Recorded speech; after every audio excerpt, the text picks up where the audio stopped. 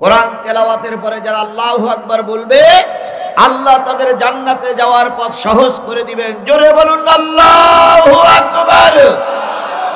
আরেকটু জোরে বলুন আল্লাহু আকবার। কুল্লু কানাল বাহার, হে নবী আপনি বলে দিন পৃথিবীতে যত সাগর আছে, পৃথিবীতে যত নদ নদী আছে, পৃথিবীতে যত খাল বিল আছে, পৃথিবীতে যত পুকুর পুষ্করণী আছে, সব খাল বিল নদী পুকুর পুষ্করণীর পানিগুলো যদি কালি হয়ে যায়, পৃথিবীতে যত দাঁড়ানো গাছ আছে সব দাঁড়ানো গাছগুলো যদি কলম হয়ে যায়, আর পৃথিবীতে যত সমান্তরাল জমি আছে সব জমিগুলো যদি সাদা কাগজ হয়ে যায়, দাঁড়ানো গাছ নামক কলম দিয়ে, সাগরের পানি নামক কালি দিয়ে, সমান্তরাল জমি নামক কাগজের উপরে তোমার রবের কথা লিখতে যদি শুরু করো, লিখতে লিখতে কখন জানি কলম ফুরায়ে যাবে, লিখতে লিখতে কখন জানি কাগজ শেষ হয়ে যাবে, লিখতে লিখতে কখন জানি কালিগুলো নিঃশেষ হয়ে যাবে, আর একটা কলম আর একটা কাগজ আর একটা সাগরের পানিও যদি নিয়ে এসো সেগুলো ফুরায়ে যাবে, তবু তোমার রবের কথা লিখে শেষ করা যাবে না। বলুন তো সেই রবের নাম কি? আরেকটু জোরে বলেন সেই রবের নাম কি? আল্লাহর নাম শোনার পর আলহামদুলিল্লাহ বলা প্রয়োজন আছে না নাই? কারোর জবান বন্ধ থাকবে না, সকলে মিলে বলছি আলহামদুলিল্লাহ।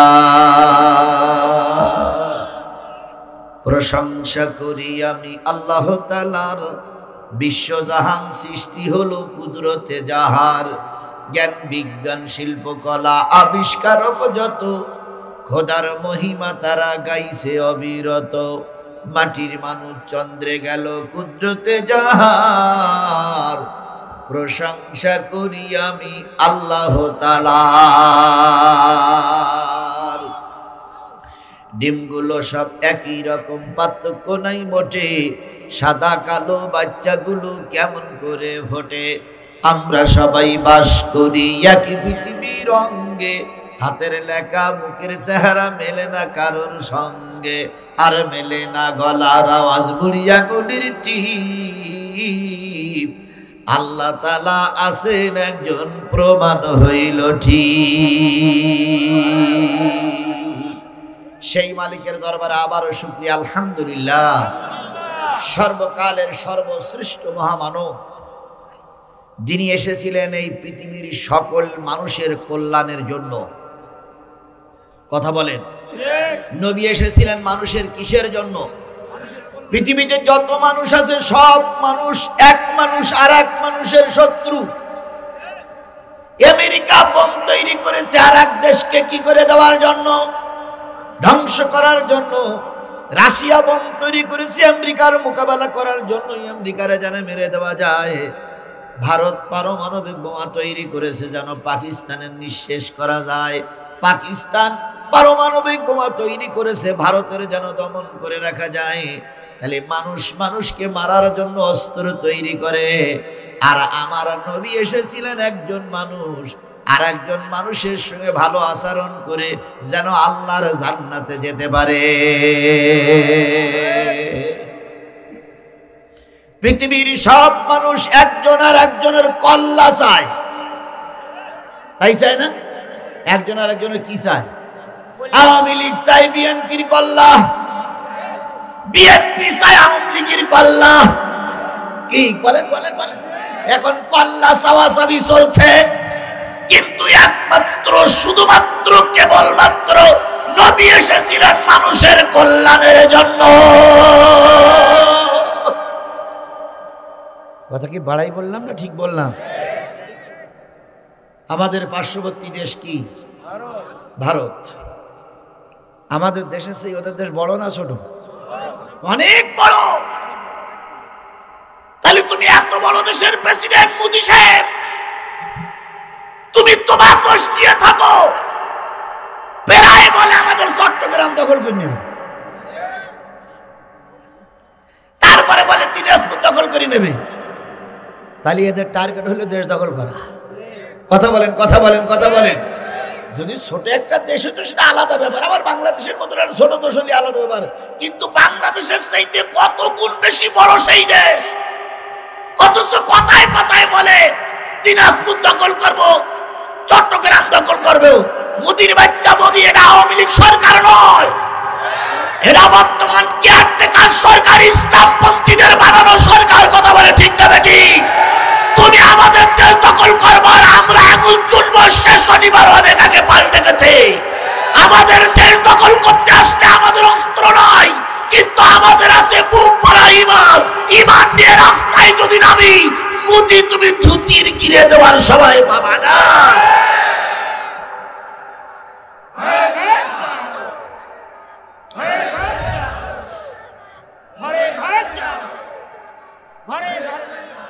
আমার ও পাশে আছে পাকিস্তান, কথা বলেন ঠিক না ঠিক? আর এক পাশে আছে আফগানিস্তান, আমার এদেশে আছে 18 কোটি মানুষের সমন্বয়ে গড়া বাংলাদেশ। তোমার দেশের ভিতরে আছে কাশ্মীর, জম্মু। সবাই যদি একসঙ্গে তাকবীর ধ্বনি ধরে ধ্বনি দেই, মোদির বাচ্চা ধুতি ফেলাইয়ে দড়ি মারবে। আরে ভাই দেখাও তুমি আমাদের, তোমার অনেক কিছু আছে, আমার অনেক কিছু নাই, কিন্তু আমার ঈমান আছে। বলুন তো, ভারত সীমান্তর এলাকায় যদি একজন বিএসএফ মারা যায়, যাবে কোথায়? জাহান্নামে। আর আমাদের বাংলাদেশ সীমান্ত এলাকায় যদি একজন বিজিবি মারা যায়, সে যাবে আল্লাহর জান্নাতে। কারণ বিজিবি ওয়ালারা শতকরা 99.99 জন মুসলমান। তাহলে ইমানদার মরে গেলে যাবে কোথায়? আর কাফেরেরা মরে গেলে যাবে কোথায়? আসুন এবার, তাহলে কিছু কিছু রাষ্ট্রনায়কের টার্গেট হলো দেশ দখল করা, আর কিছু কিছু নেতা আছে ক্ষমতা পালিয়ে আর ছেড়ে দিতে চায় না। মরে যাওয়ার পরও বলে আমি মরার পরে চেয়ারটা আমার কবরে পাঠিয়ে দিস। আছে না নাই? 41 সাল। কত সাল? লোক বলছে কার নাই দেখ, 41 সাল। আবার মাঝে মাঝে মুখ ফসকে বলি ভেজে 71 সাল। কি আশা! চেয়ারে বসেই বলে ভাতে মারবো, পানিতে মারবো, আবার বলে চুবাইয়ে চুবাইয়ে মারবো। অথচ দুপুর বেলার বিরিয়ানি ভাত কপালে নাই। কি বোঝেন না আমার কথা? বোঝেন না আপনারা? দুপুর বেলার বিরিয়ানি ভাত। পুলিশের প্রধানের কাছে ফোন করতেছে, ময়দান দখল করার খবর কি? কাছে ম্যাডাম, লাশ অনেকগুলো পড়েছে। কয় ফালাও, বাকির মতন পরিষ্কার করো, রাজাকারের বাচ্চারা যেন ময়দানে দাঁড়াতে না পারে। আর বাবুসির কয় রান্না করার কি খবর? কয় ম্যাডাম, বিরিয়ানি কেবল চাপাই দিছি। এদিকে পাখির মতন গুলি করে মারা হচ্ছে, আর ওদিক বিরিয়ানি কেবল রান্না শুরু হয়েছে। কিছুক্ষণ পর ওয়াকারুজ্জামান এসে হাজির। কি ব্যাপার? কয় ম্যাডাম লাইন খারাপ। কি হয়েছে? ওরা শাহবাগে অবস্থান নিয়েছে, আজরাইল শাহবাগ পর্যন্ত এসেছে। আর 45 মিনিট সময় যদি আপনি 45 মিনিটের ভিতরে যদি আপনি না বিমানে চড়েন, তো 45 মিনিট সময় যদি পায়, তাহলে ওরা এসে আপনার আলু হত্যা করে ফেলবে। আমার বিরিয়ানি, আমার বিরিয়ানি। আল্লাহ কয় বিরিয়ানি তোর কপালে নাই। কথা বলেন, কথা বলেন, কথা বলেন। তাহলে কেউ চায় চেয়ার, কেউ চায় খাওয়া, কেউ চায় দেশ দখল। আর আমার নবী কি চাইছিলেন? আমার নবীর ভিতরে ঢুকি। আল্লাহর নবী এই পৃথিবীতে যখন আসলেন, নবীজি যে ঘরে আসবেন সেই ঘরের বর্ণনা আমেনা দিয়েছেন। আমেনা বর্ণনা করে বলেছেন, আমার জাতি, আমি নবীকে পেটে নিয়ে যে ঘরে শুয়ে থাকতাম, মাঝরাত্রিতে আমার ঘুম ভেঙে যেত। ঘুম থেকে জেগে দেখতাম তারা আর চাঁদ আকাশে খেলা করে বেড়াচ্ছে। তাহলে তারা আর চাঁদ থেকে কোথায়? আকাশে। আমেনা শুয়ে আছেন কোথায়? মাটিতে। তাহলে মাটিতে শুয়ে যদি তারা আর চাঁদের খেলা দেখা যায় তাহলে বোঝা গেল ঘরে কি ছিল না? ছাউনি ছিল না, ছাদ ছিল না। ছাউনি বিহীন, ছাদ বিহীন একটা দুর্বল ঘরে বিশ্ব নবী আমেনার পেটে শুয়ে আছে। হযরত আমেনা বলেন, আমার জাতি, নবীকে নিয়ে ঘরে শুয়ে থাকতাম। উত্তর দিক থেকে একটা বাতাস আসলে পরে উত্তর দিকের বেড়াগুলো ভেঙে যেত, দক্ষিণ দিকের একটা বাতাস আসলে পরে দক্ষিণ দিকের বেড়াগুলো ভেঙে যেত। তাহলে বোঝা গেল নবী যে ঘরে আসবে সেই ঘরে বেড়া নাই, সেই ঘরে ছাদ নাই, অথচ ওই ঘরের ভিতরে জন্ম নিলেন বিশ্বের সর্বশ্রেষ্ঠ মানুষটি। নবী যেদিন পৃথিবীতে আসলেন ওই দিন রাত না দিন, সেই সময় রাত না দিন, রাত শেষ হয়ে যায়নি, দিন এখনো শুরু হয়নি, এখনো আধার রয়ে গেছে পূর্ব দিগন্ত থেকে, এখনো সূর্য উদা, সূর্য উঁকি মারেনি। এমত অবস্থায় আল্লাহর নবী দুনিয়ায় আসার জন্য পথ চাইলেন, পথ দেওয়া হলো, নবীজি দুনিয়া আসবেন। সমস্ত এলাকায় আওয়াজ পৌঁছাই গেল, আমিনার কোল জুড়ে আব্দুল্লাহর একটা ফুটফুটে সন্তান আল্লাহ পাক দুনিয়ায় পাঠিয়ে দিয়েছে। গোটা মক্কায় আনন্দের সংবাদ পৌঁছে গেল। রসুলের ফুফি আম্মা উম্মে হানি বাসায় ছিলেন না, একটু দূরের থেকে সংবাদ পাইলেন আব্দুল্লাহর বেটা মোহাম্মদ দুনিয়ার মুখ দেখেছে। উম্মে হানি চলে আসলেন, এসে দেখলেন ঘরটা বড় অন্ধকার অন্ধকার লাগে।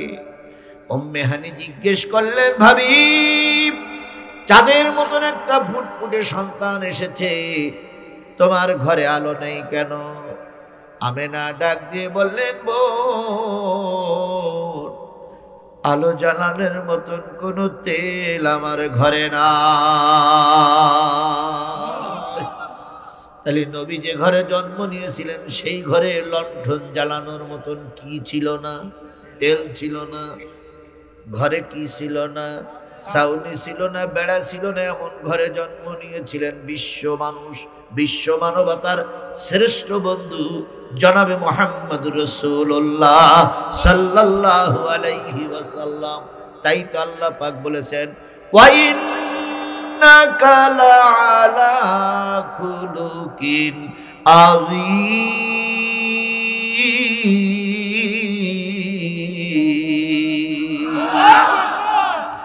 নবী, পৃথিবীর কোন মানুষের চরিত্রের সঙ্গে তোমার চরিত্র তুলনা করা যাবে না।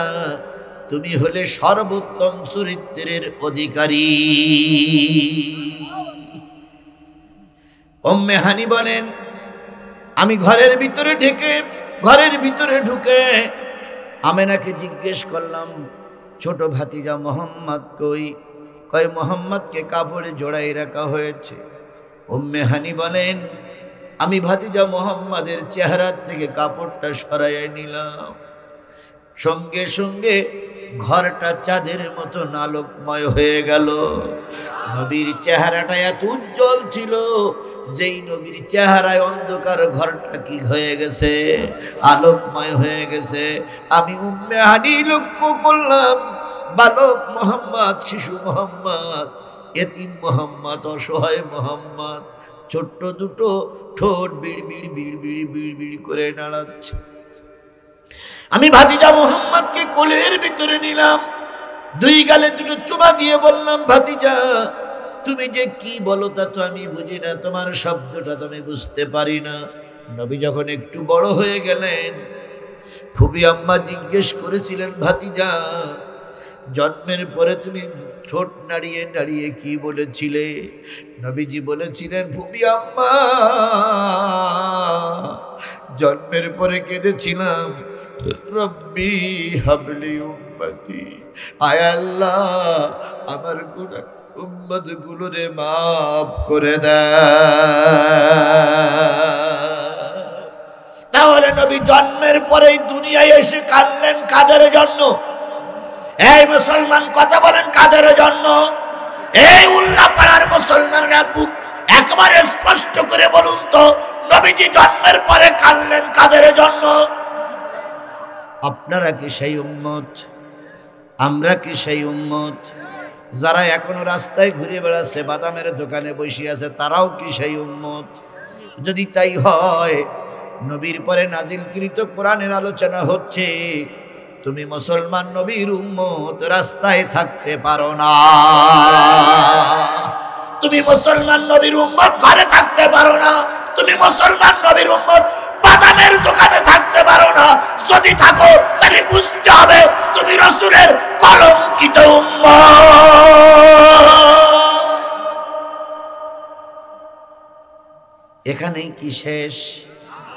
আল্লাহর নবী উহুদের ময়দানে যুদ্ধ করলেন কাদের জন্য? আরো জোরে বলেন, কাদের জন্য?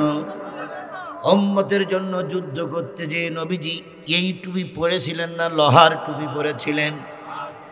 স্পষ্ট করে বলুন তো, তাবলীগীর ভাইরা, সরমনার ভাইরা, হেফাজতের ভাইরা, জামাতের ভাইরা, বিএনপির ভাইরা, আল্লাহর নবী উহুদের ময়দানে কাপড়ের টুপি পরা ছিল না, লোহার টুপি পরা ছিল? তাহলে তাই যদি হয়, তুমি রাসূলের উম্মত, দিন কায়েমের জন্য, এই দিনকে সমুন্নত রাখার জন্য মাঝে মাঝে তোমারও মাথায় লোহার টুপি পরা লাগবে। টুপি পরা যদি সুন্নত হয়, তাহলে লোহার টুপি পরাটা সুন্নত নয়? কথা বলেন না কেন? লোহার টুপি পরাটা সুন্নত নয়? কয়জন লোহার টুপি পরেছেন? মেসওয়াক করা সুন্নত জানি, মিষ্টি খাওয়া সুন্নত জানি, থাল চেটে খাওয়া সুন্নত জানি, দাড়ি রাখা সুন্নত এটাও জানি, জুব্বা পরা সুন্নত এটাও জানি, কিন্তু লোহার টুপি পরা যে সুন্নত এটা কি জানি না? জানি না? বাংলাদেশের 18 কোটি মুসলমান শপথ নিতে হবে দিন প্রতিষ্ঠার জন্য, দিনকে টিকায় রাখার জন্য। আগামী দিনে যদি এই টুপি খুলে লোহার টুপি পরা লাগে, লোহার টুপি পরে ময়দানে নামবো, তবু আবু জেহেলের চামচাদের কাছে আমাদের দেশকে আর এই যারা দেব না, দেব না, দেব না।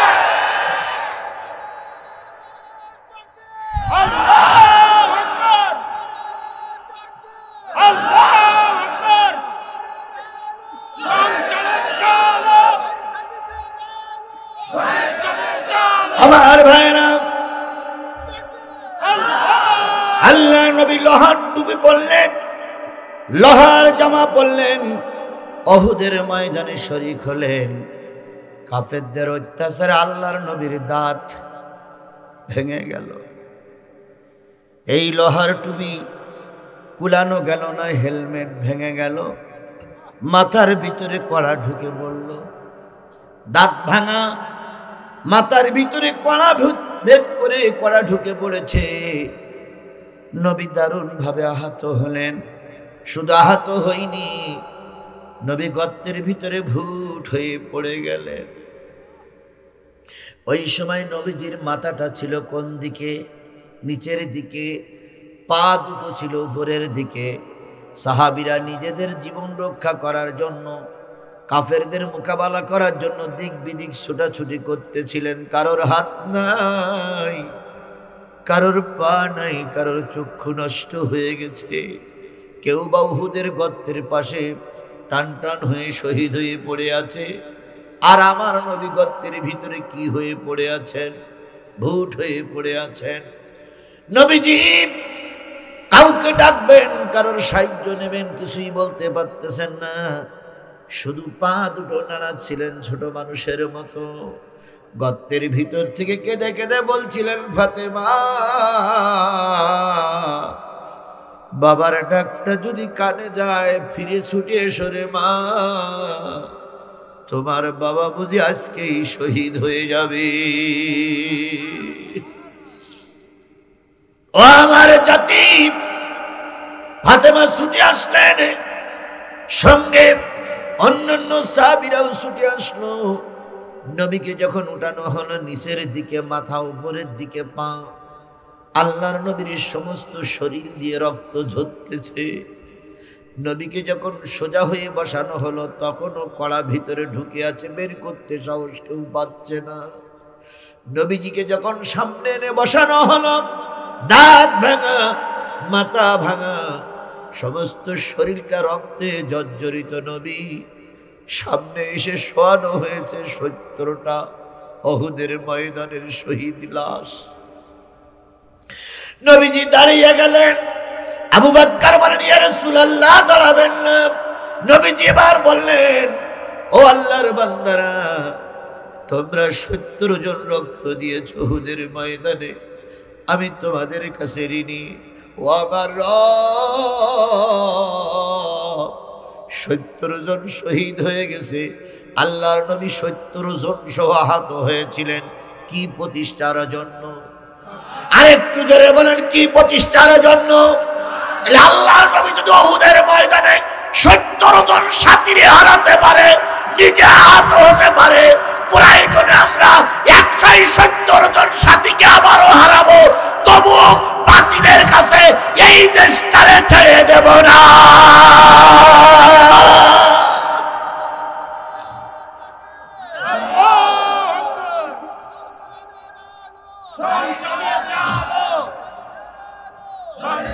আমার আলোচনার বিষয় হলো, নবীজি 70 জন সাথীকে হারালেন, তার উপর ময়দানে বসে কাঁদলেন। কাদের জন্য? আর একটু জোরে বলেন, কাদের জন্য কাঁদলেন?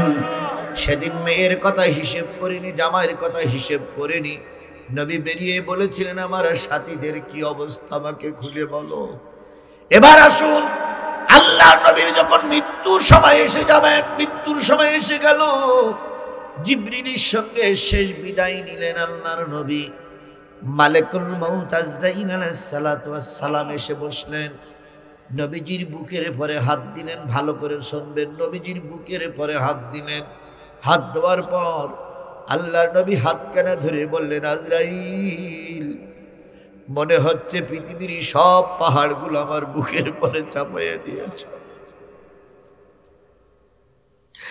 মনে হচ্ছে পৃথিবীর সব পাহাড়গুলো আমার বুকের পরে চাপাই দিয়েছে। আজরাইল, এত বেশি চাপ যদি দাও, আমার উম্মতেরা সহ্য করতে পারবে না, ঈমান হারা হয়ে যাবে।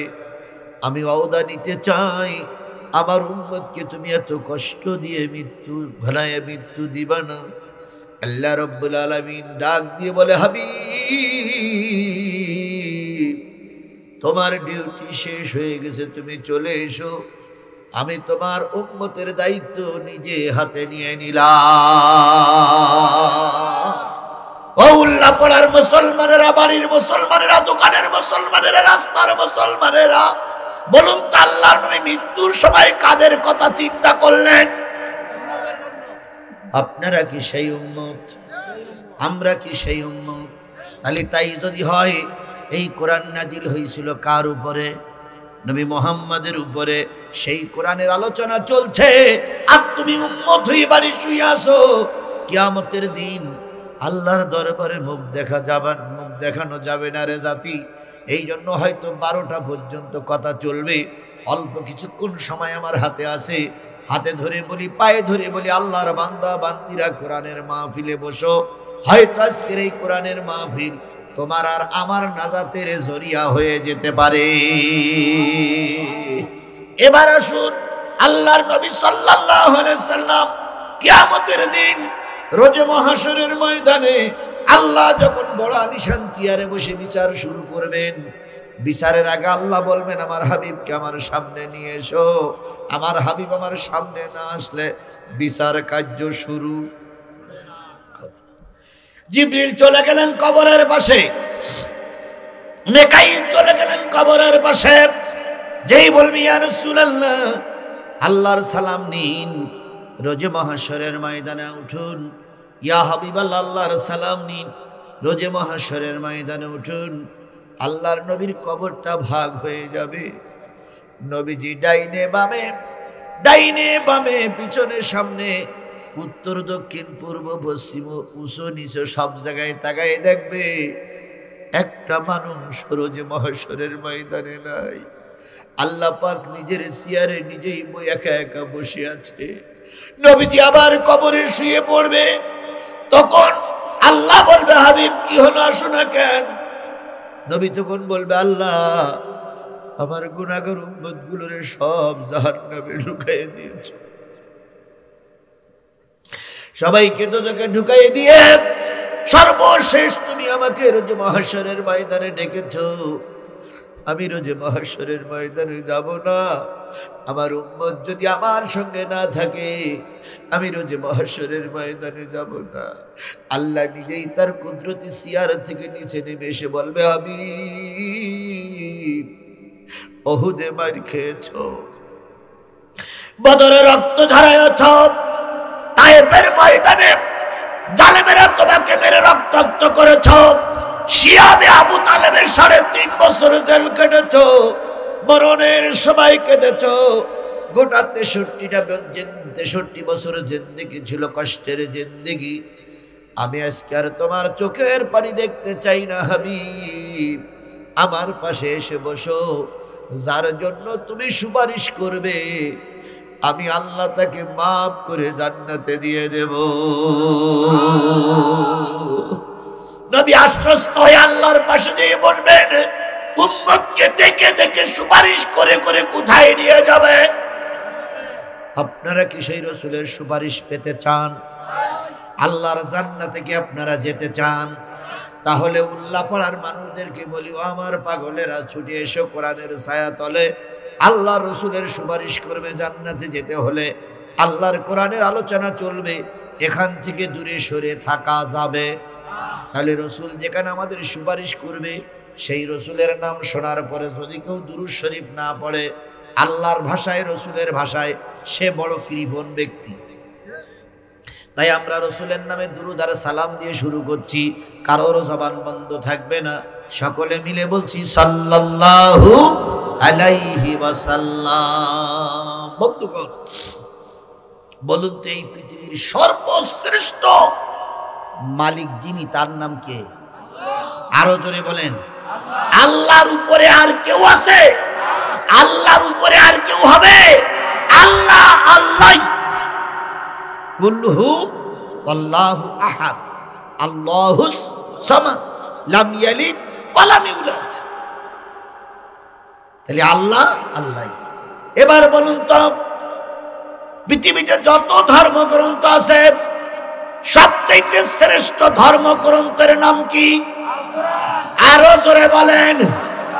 পৃথিবীর সবচেয়ে শ্রেষ্ঠ ধর্মগ্রন্থের নাম হলো আল কোরআন।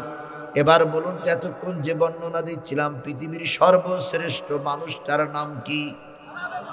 মুহাম্মদুর রাসূলুল্লাহ সাল্লাল্লাহু আলাইহি সাল্লাম। আল্লাহ সর্বশ্রেষ্ঠ, কিতাব সর্বশ্রেষ্ঠ, নাজিল হলো সর্বশ্রেষ্ঠ নবীর উপরে এই কোরআন। এই কোরআনের আলোচনা যারা শুনতে বসেছেন, যদি সাদা কাগজ থেকে কলম থেকে লিখে নেন, আপনারাই হলেন পৃথিবীর সর্বশ্রেষ্ঠ উম্মত। আপনার চাইতে সর্বশ্রেষ্ঠ মানুষ এই সিরাজগঞ্জে এই মুহূর্তে আর কেউ নাই। আপনি কি সেই সর্বশ্রেষ্ঠ মানুষ হতে চান? হতে চান? এই দুইজন ব্যক্তি দুই পাশে বেরুলেন, আরেকজন উঠেছেন, এই তিনজন ব্যক্তি সর্বশ্রেষ্ঠ মানুষ হতে চায় না। এই দেখেন তিনজন চলে যাচ্ছে, এই তিনজন ব্যক্তি চায় না যে আমাকে আল্লাহ সর্বশ্রেষ্ঠ মানুষ হিসাবে তার খাতায় নাম লিখাই দেখ। আমি কি আমার বাবার কথা বলেছি? বলার চিন্তা ভাবনা আছে? সেদিন বিএনপির এক নেতা বলেছে যে প্রতিদিন যদি জিয়াউর রহমানের নাম নেওয়া যায় তাহলে জান্নাতে যাওয়া যাবে। বলেছে না? আপনারা না শুনলে ইউটিউবে সার্চ করবেন। আমার প্রিয় ভাই মাওলানা রফিকুল ইসলাম প্রায় আধা ঘন্টার উপরে কথা বলেছেন। একবারও তিনি বলেছেন যে সাইদি সাহেবের নাম নিলে জান্নাতে যাওয়া যাবে? বলেছেন। বাংলাদেশ জামাত ইসলাম করলে জান্নাতে যাওয়া যাবে, সেটা কি তিনি বলেছেন? না। তিনি বলেছেন যে কোরআন হাদিস মেনে চলে দিন কায়েমের পক্ষে থাকলেই কোথায় যাওয়া সম্ভব? জান্নাতে যাওয়া সম্ভব। সুতরাং হয়তো বিএনপির কাছে জান্নাত বিক্রি হয়, কিন্তু আমাদের কাছে নয়। রফিকুল ইসলাম খান সাহেব পরিচয় দিয়েছেন, আমি পরিচয় দিয়েছি, তিনি সহকারী সেক্রেটারি জেনারেল কোন দলের? বাংলাদেশ জামাত ইসলামী। আমি কি ওইরকম কোন পরিচয় দিয়ে এখানে বসে আছি? আমার পরিচয় কিন্তু বাংলাদেশ জামাত ইসলামী নয়, আমার পরিচয় হেফাজতে ইসলাম নয়, আমার পরিচয় তাবলীগ শাসনতন্ত্র বিএনপি আওয়ামী লীগ জাতীয় পার্টি নয়। আমার পরিচয় আমি কি বলার জন্য বসেছি? আর একটু জোরে বলুন, কি বলার জন্য বসেছি? একটা লোক তার দলের পরিচয় দিতে পারে, কিন্তু আমি আমার পরিচয় দেই আল্লাহর কোরআনের পরিচয়। কথা বলেন ঠিক না বেঠিক? এখানে কোনো দুশ্চিন্তার কোনো কারণ নেই। দলীয় কথা ভাইলেট করার জন্য চেষ্টা করব, আমি কিসের থেকে কথা বলবো? তাহলে সর্বশ্রেষ্ঠ কোরআনের আলোচনা হচ্ছে। এই মজলিসে যারা বসবে পৃথিবীর সর্বশ্রেষ্ঠ মানুষ তারাই। তাহলে আমি সর্বশ্রেষ্ঠ কোরআনের সূরা জুমারের 2টা আয়াত পড়েছি, 71, 72। আমি এই 2টা আয়াতের আলোচনা করব। আপনারা কি শেষ মোনাজাত পর্যন্ত থাকবেন? থাকবেন? থাকবেন? শীতের রাত কারা কারা থাকবেন না তারা একটু হাত তোলেন তো।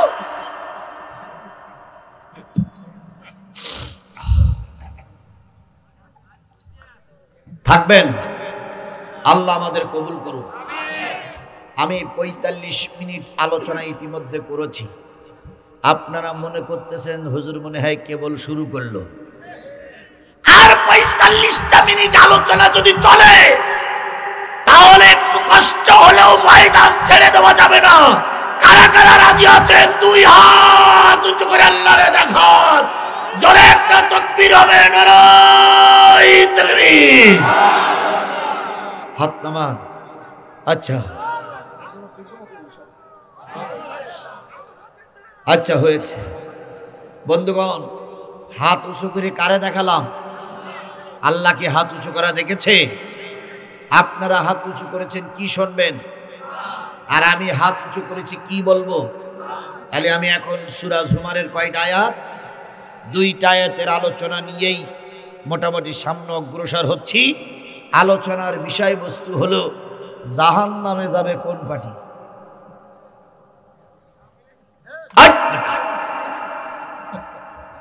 এত বছর ক্ষমতায় থাকলে আমলি দোজখে যাবে বললি? আমলিগ দোজখে যাবে এ কথা বলার আমাদের কোনো সুযোগ আছে? তুমি বললে আমলিগ দোজখে যাবে, আমি যদি বলি জামাত দোজখে যাবে, তাহলে তো কাউন্টার শুরু হয়ে গেল। কথা বলেন ঠিক না ঠিক? তুমি যুবক বললে আমলিগ দোজখে যাবে, কারণ তারা আলেম ওলামা সহ্য করতে পারত না। আর আমি যদি বলি জামাত যদি দোজখে না যায়, তাহলে জামাত ইসলামের শীর্ষ নেতারা ফাঁসিতে ঝুললো কেন? কি তাই না ভাই? টক করে না বাদিয়ে কোরআন হাদিস দিয়ে সমাধানে আসি। এই সমাধান দিতে যেয়ে যদি বাংলাদেশ জামাত ইসলামের নেতা কর্মীরা জাহান্নামে যায়, ও বন্ধু তোমরা আমার পাশে থাকো আর না থাকো, আমি তোমাদের ঠেকাইতে পারলাম না। আর কোরআন হাদিসের দলিল প্রমাণ দিতে যেয়ে যদি বাংলাদেশ আওয়ামী লীগ জাহান্নামে যায়, ও শেখ হাসিনা বাবু যতই হুমকি দাও, কোরআন বলেছে তুমি জাহান্নামী, আমি ঠেকাইতে পারবো না। তাহলে দলিলটা কিসের থেকে নেব? তাহলে আর কারোর কোনো দ্বন্দ্ব, মারামারি, গুতাগুতি? কিছু লোক কয় ইয়ে হুজুর জমাইতে হুজুর, তাই বলে না? তাহলে সর্বশ্রেষ্ঠ কোরআনের আলোচনার বিষয়বস্তু কি বললাম? জাহান্নামে যাবে কারা? এবার আসুন চলে যাই কোরআনে।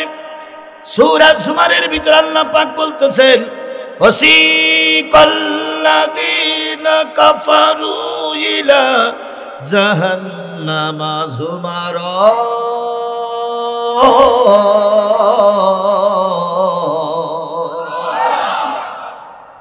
আল্লাহ পাক বলতেছে সেদিনের কথা মনে করো যেদিন একদল অস্বীকারী জাহান্নামীদেরকে জাহান্নামের দিকে হাঁকায়ে হাঁকায়ে তাড়িয়ে তাড়িয়ে নিয়ে যাওয়া হবে। সন্ধ্যা যখন হয়, গরু যখন গোয়াল ঘরে আসতে চায় না, রাখালেরা কি দিয়ে হাঁকায়? লাঠি দিয়ে হাঁকায়। চল গোয়াল ঘরের ভিতরে, চল গোয়াল ঘরের ভিতরে। গরু বাইরের দিকে তাকাই বলে, রাখাল ভাই, গোয়াল ঘরে খুব মশা, এই মশার কামড় আমি সহ্য, সেই জন্য আমাকে জাহান্নামের দিকে নিয়ে যেও না। বলুন তো রাখালের কি দরদ হবে? রাখাল হুকুম পালন করে কার? মালিকের। মালিক বলেছে যে কায়দায় হোক গরুগুলোরে সব গোয়ালঘরের ভিতরে ঢুকাও। যদি গরু ঢুকতে না চায় তাহলে পিঠের পরে সপাস সপাস করে বাড়ি পড়ে। কিয়ামতের দিন একদল মানুষকে আল্লাহ বলবে জাহান্নামের দিকে নিয়ে যাও। ফেরেশতারা বড় বড় আগুনের লাঠি দিয়ে, অগণিত ফেরেশতারা চারিপাশ থেকে এক জায়গায় করে সবাইকে পিটাইতে পিটাইতে, দাবড়াইতে দাবড়াইতে, ধাক্কা দিতে দিতে কোন দিকে নিয়ে যাওয়া হবে? জাহান্নামের সামনে যখন ওই লোকগুলো পৌঁছাইয়া যাবে, হাত্তা ইযা জাউহা, এই লোকগুলো সব যখন জাহান্নামের সামনে পৌঁছাইয়া যাবে, তখনও জাহান্নামের দরজা কি করা হয়নি? খোলা হয়নি। এখনো জাহান্নামের দরজা বন্ধ। বাইরের থেকে আওয়াজ করবে, ও জাহান্নামের দরজা, জাহান্নামী ভাইরা, ফেরেশতা ভাইরা, দরজা খুলে দাও, মাল হাজির। দরজা খুলে দাও, মাল। ফেরেশতারা ভিতর থেকে আওয়াজ দেবে, কে? বাইরের থেকে বলবে, আমরা জাহান্নামীদের পিটাই নিয়ে পাটি। কি করবো? কই দরজা খুলে দাও, গোল ঘরের ভিতরে জাহান্নামের ভিতরে ঢুকাই দিমু। দরজা খোলা হয়ে গেল। ফেরেশতারা পিছনে দাঁড়িয়ে আছে কিসের লাঠি নিয়ে? আগুনের লাঠি নিয়ে। তারপরে বিরাট বিরাট অস্ত্র, ফেরেশতারা বিরাট বিরাট লাঠি নিয়ে দাঁড়ায় আছে। ডাইনে যাবি না, বামে যাবি না, সব ভিতরে ঢুকবি। এবার ফেরেশতারা দাঁড়িয়ে দেখে একজন না, দুইজন না, তিনজন না, চারজন না, 1 লাখ না, 2 লাখ না, 4 লাখ না, 5 লাখ না, কোটি কোটি মানুষ দাঁড়ায় আছে। এবার ফেরেশতারা বলবে, ফুতিহাত আবওয়াবুহা, দরজা খুলে গেল। ওয়াকালা লাহুম খাজানাতুহা, দ্বাররক্ষক ফেরেশতারা বলবে, হ্যাঁ রহিম ভাই এখানে আছে। দ্বাররক্ষক ফেরেশতারা বলবে, ওয়াকালা লাহুম খাজানাতুহা, দ্বাররক্ষক ফেরেশতারা বলবে, এই তোরা দোজখের সামনে কেন আর ফেরেশতারা তোদের পিটাচ্ছে কেন? আলাম ইয়াতিকুম রাসূলুম মিনকুম, তোদের কাছে রাসূল যায়নি? এই জাহান্নামীরা, রাসূল যায়নি, তোরা এখানে আসতে কেন আর ওরা পিটাচ্ছে কেন? তোরাও মানুষ হয়ে বেহেশতে যারা গেল, ওরাও মানুষ, তোরা দোজখে আসতে কেন আর পিটাই কেন? যদি এই দলের ভিতরে, সেই দলের ভিতরে আপনারা কেউ থাকেন, এটা আমি চাই না। কারণ আপনাদের যে এমপি ছিল তার আগে ছিল নাম লেখা ইমাম। বলেন বলেন বলেন, আগে যারা এমপি ছিল তার আগের নামের পরে তো ইমাম ছিল না ভাই? তাহলে যেই দেশের এমপি মসজিদ ইমামতি না করে ইমাম হয়, সেই এলাকার মুসল্লিরা দোজখে তো যেতেই পারে না। আমার কথা মানে বুঝতে পারেন না আপনারা? বুঝতে পেরেছেন? আবার যে ইমামের নামাজ লাগে না, যে ইমামের মুখে দাঁড়িয়ে থাকে না, তারাই যদি মসজিদের ইমাম হয়, তাহলে বুঝতে হবে ওটা জান্নাতের ইমাম নয়, ওটা জাহান্নামের ইমাম।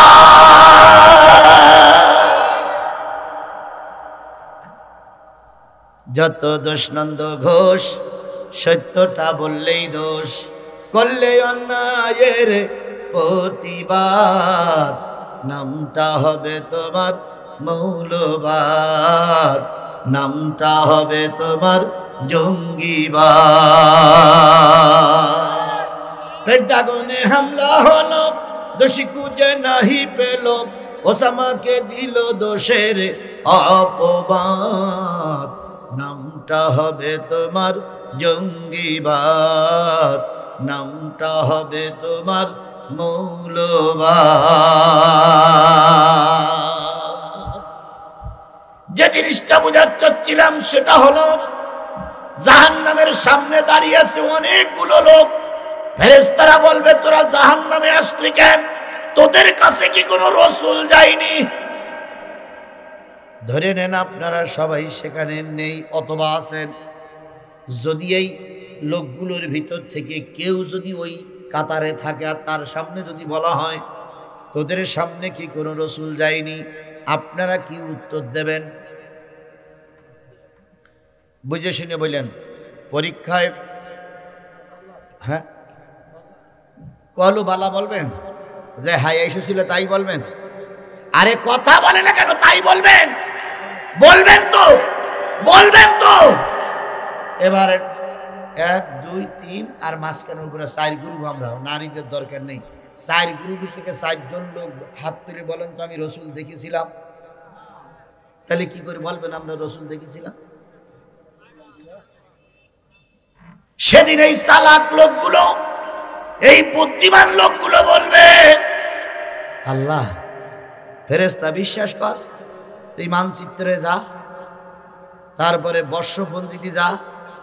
আমাদের সময় যখন আমরা দুনিয়ায় ছিলাম, বিশেষ করে বাংলাদেশের সিরাজগঞ্জে ছিলাম, তার 1400 1450 বছর আগে রসুল মারা গেছিল। আমরা রসুল দেখিনি। কারণ এখন এই বিপদে পড়ে একটা কথা তো বলা লাগবে। আচ্ছা, আমরা যে রসুল দেখিনি এটা সত্য না মিথ্যা? সত্য, আমরা কেউ রসুল দেখিনি। এখন উত্তর দিচ্ছে কলুবালা, ওটা পরে আসতেছে। আমরা কেউ রসুল দেখিনি। এবার ফেরেশতারা জানে তোমরা মিথ্যা কথা বলবা, আমার আল্লাহও জানে তোমরা মিথ্যা কথা বলবা। তোমরা মঞ্চে দাঁড়িয়ে বলো এবারের চাইতে সুষ্ঠু নির্বাচন আর জীবনে কোনোদিন জনগণ দেখিনি, ভোট পড়েছে 100%। এ তো এই ইমাম সাহেবরাই বলেছিল নাকি? ইমাম সাহেবরা বলেছিল না? তার ভিতরে দাড়ি কাটা ইমামও ছিল, দাড়ি রাখা ইমামও ছিল। কি পড়িয়ে বলতেছে ভাইরা আমার, বোনের আমার, এবারের মতন সুষ্ঠু নির্বাচন জাতি আর কখনো দেখিনি। এবার 100% লোক আমাদের ভোট দিয়েছে, এই জন্য জাতিকে সালাম সালাম সালাম। ফুলের মালা শুধু পড়তেই থাকে। কুকুর ছিল হাই স্কুলের বারান্দায় শোয়া, ও হঠাৎ করে মুখ উঁচু করে বলতেছে কালকের ভোট তো কেউ দিতে আসেনি, আমি শুয়েছিলাম বারান্দায়, আর ওই পাশে চেয়ারের পুলিশরা বসে বসে তাস খেলিছে। তুমি বলতেছ 100% ভোট দিয়েছে, ভোট দিতে আসলো কারা? কি কথা বলেন, কথা বলেন, কথা বলেন। কেউ সাক্ষী না থাকলে কুকুরই সাক্ষী যে ভোট দিতে কেউ যায়নি। কুকুরিরা ছিল কি ছিল না? শিয়াল কুকুর খেলা করিয়েছে, কিন্তু ভোট কেন্দ্রে কেউ যায়নি। আর ওনারা বলেছে কয়শো পার্সেন্ট? 100% ভোট হয়েছে। পরের দিন পেপারে লিখেছে সুষ্ঠু হয়েছে নির্বাচন, ভোট দিয়েছে প্রশাসন, তাকিয়ে তাকিয়ে দেখেছে জনগণ। কি তাই না? তাই না? তাই না বলেন, তাই না বলেন? 100% সত্য। 100%-এর উপরে যদি কোনো পার্সেন্ট থাকে সেটাও সত্য। কারণ আমরা কেউ ভোট দিতে, অথচ ভোট 100% হয়ে গেছে। কথা সত্য না মিথ্যা? তাই ওনারা লিখেছে সুষ্ঠু হয়েছে নির্বাচন, ভোট দিয়েছে প্রশাসন, মানে police police police police, vote দিয়েছে প্রশাসন। আর আমরা রাস্তায় তাকাইয়ে তাকাইয়ে দেখেছিলাম জনগণ। আল্লাহ রাব্বুল আলামিন বলতেছে তোরা সেদিনও মিথ্যা কথা বলবি, আজকে সামান্য একজন এমপি হওয়ার জন্য এত বড় মিথ্যা কথা বলতে পারিস? 1.5 লাখ ভোট যে পেল তারে ফেল করাইয়া 40,000 ভোট যে পেল তারে এমপি ঘোষণা দিতে পারে যে জাতি, সে জাতি কিয়ামতের দিন দাঁড়িয়েও বলতে পারে আমরা রাসূল দেখিনি। এই জাতি বলবে, এই জাতি বলবে, এই জাতি বলবে। খান সাহেব ভোট পেল 1.5 লাখ, আর ওরা ভোট পেলে 40,000। 40,000-এর লোক উইনার হয়ে গেল, আর খান সাহেব হয়ে গেল। তাহলে যে জাতি এত বড় প্রতারণা করতে পারে, সে জাতি ফেরেশতার সামনেও দাঁড়িয়ে বলতে পারে আমরা রাসূল একথা বলবে, মোটেও অস্বীকার করেন না। এখন আপনারা একথা বলবেন সেটা মনে আমার আল্লাহ জানতো।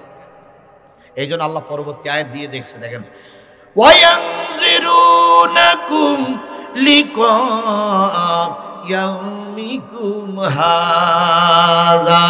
বুঝলাম রসুলের জামানায় তোরা ছিলি না, রসুল তোদের জামানায় যায়নি, রসুল তোদের কাছে আসি নাই, কিন্তু আজকের এই কোরআন, যে কোরআন আমার সামনে আছে, যে কোরআন আমি নাজিল করেছিলাম, যে হাদিস আমার রসুল রেখে আসছিল, ওই হাদিস কোরআন বলার জন্য কোনো আলেম কি উল্লাপাড়ার মাটিতে যায়নি? কে জিজ্ঞেস করবে? এইগুলো মিডিয়া হচ্ছে না হচ্ছে না? বলুন তো, আল্লাহর কোরআন ভিডিও করতে পারে না পারে না? সর্বোপরি আমি আছি, আপনিও আছেন, আপনারা আমাকে দেখতেছেন, আমি আপনাদের দেখতেছি। সেদিন যদি আল্লাহ পাক আমাকে ভেস্তে দেয়, তাহলে সবার আগে আমাকে দেবে, আমি থাকবো উপরে, তোমরা থাকবা নিচে।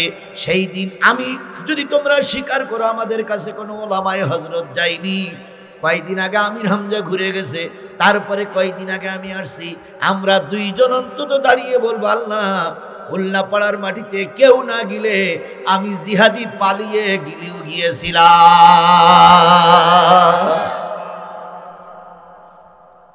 সেদিন মিথ্যা কথা বলে পালাতে পারবো না, বাধ্য হয়ে আপনারা বলবেন কলু বালা। হ্যাঁ আল্লাহ, এতক্ষণ মিথ্যা কথা বলতেছিলাম যে সলচুতুরি করি, কোন রকম পাঁচটাস কেটে যাওয়া যায় কিনা, কিন্তু এখন জিহাদি সামনে যায়, এখন আর পাশ কাটেনে যাবে না। তখন এরা বলবে কলু বালা। হ্যাঁ, আমাদের কাছে হুজুররাও গিয়েছিল, নবীদের সংবাদ আমরা পেয়েছিলাম। এবার আমার প্রশ্ন, ওই যে জাহান্নামীদের সামনে দাঁড়িয়ে আছে কয় গ্রুপ? 4 গ্রুপ। ওই 4 গ্রুপই কারা? এইটা হলো আমার প্রশ্ন। এখন যদি বলি ওই 4 গ্রুপই আছে বাংলাদেশ জাতীয়তাবাদী দল বিএনপি। বিএনপি কিন্তু ক্ষমতার দরজার কিনারায় যেয়ে দাঁড়াই আছে, শুধু জুতো খুলবে আর ঢুকবে, তাই না? এরকম একটা ভাবে শিখেছে না, এইরকম একটা ভাব লাগাইছে যে ওনারা ঢুকেই পড়িয়েছে, শুধু জুতো খোলার অপেক্ষায়, দরজা খুলবে, জুতো খুলবে আর ভিতরে ঢুকে বলবে সিয়ারে সিয়ারে। কিন্তু এই দরজাটা যে কত বড় হ্যাসকল দিয়ে আটকানো আছে, এটা এখনো ঠিক পাওনি দুলাভাই। এখন হয়তো বিএনপি ক্ষমতায় গেল, তোমার যাক, আমি তাদের বিরোধিতা করছি না। যদি এখন বলা হয় যে বিএনপি জাহান্নামে যাবে, ও আল্লাহ, যদি ওরা ক্ষমতায় যায়, আওয়ামী লীগ তো লাল কার্ড দেখাইছিল, আর এরা লাল কার্ড আর কালো কার্ড দুটো দেখাবে, জিহাদি যেন কোনো জায়গায় ঢুকতে না পারে। সুতরাং বিএনপির আমি জাহান্নামে দিতে পারলাম না, এই জন্য আন্তরিকভাবে দুঃখিত। এবার যদি বলি, গত 15টা বছর আওয়ামী লীগ যে খাওয়া খেয়েছে, 15 বছরে যে সম্পদ বিদেশে পাচার করেছে, ওই সম্পদগুলো যদি এই দেশে আনা যেত, আমার দেশে 10 বছর কোনো বাজেট দেওয়া লাগতো না। 10 বছর 18 কোটি মানুষ ঠ্যাঙের পরে ঠ্যাং দিয়ে বসে বসে খাইতে পারত, আর গোটা দেশের ওই টাকা দিয়ে 10 বছরে এদের খাদ্যের ব্যবস্থা হয়ে যেত। কোন মাঠ কর্মীকে মাঠে কাজ করা লাগতো না, কোন রিক্সা চালককে রিক্সা চালানো লাগতো না। 10 বছরের টাকা ওরা 15 বছরে খেয়ে পালাইয়ে চলে গেছে। একজন মন্ত্রী 1300 বাড়ি, গৃহায়ন কি মন্ত্রী, ভূমি ও গৃহায়ন মন্ত্রীর বাড়ি হলো 1300 বাড়ি যদি বিক্রি করা যায়, পদ্মা সেতু 4টে বানানো যাবে। তাহলে 4টে পদ্মা সেতু খেয়েছে এক মন্ত্রী। আমি আওয়ামী লীগের নেতা কর্মী যারা আছেন, আমি আপনাদের চিনি, একদম চিনি, 100% চিনি। আমি দেখি কেন, দেখি বুঝতে পারছি আপনারা আওয়ামী লীগের লোক। কি বলেন না না, এর ভিতরে কয়টা আছে আমি সব কটাই একবার দেখে দেখে বলতে পারি। এর ভিতরে মোট 18 জন না 19 জন আওয়ামী লীগের লোক আছে, আমি একদম দেখে দেখে বলতে পারি। যদি আপনারা বলেন হুজুর বলেন, আর যদি তুলে দেই, তাহলে সবাই মিলে যদি মারে আর ও যদি মরে যায়, তাহলে আমার আবার হাজতে যাওয়া লাগবে ভাই। আমি 300 দিন ভিতরে ছিলাম, আমার ভয় আছে ভাই। এই জন্য আমি নাম বলবো না, তবে একটা জিনিস শোনো, মায়া কান্না কেন্দ্রে লাভ নাই। দেশটারে সর্বনাশ করে দিয়ে ওরা চলে গেছে, কথা বলে ঠিক না বেটি? আরে বাবা খাইছো খাও, কিন্তু সম্পদগুলো বিদেশে পাঠাইলে, কথা বলেন মুরব্বী, সম্পদগুলো যদি দেশে থাকতো, মিল কারখানা করেছো, জামাত ইসলামের মতন ব্যাংক তৈরি করো, হাসপাতাল তৈরি করো, তারপরে বিশেষ কিছু জমি জায়গা কেন, তাহলে তোমরা চলে গেলে ওইগুলো আবার আমরা ভোগ দখল করতে পারতাম। কিন্তু ওরা তো শুধু খায়নি, সব কোন দেশে পাচার করেছে। এই জন্য ওরা আমাদের শত্রু, কথা বলেন ঠিক না ঠিক? তারপরে ওদের নেত্রী ছিল হাজী, 5 ওয়াক্ত নামাজি, দৈনিক রাত্রে নাকি 30-40 টাকা তাহাজ্জুদ নামাজ পড়ত।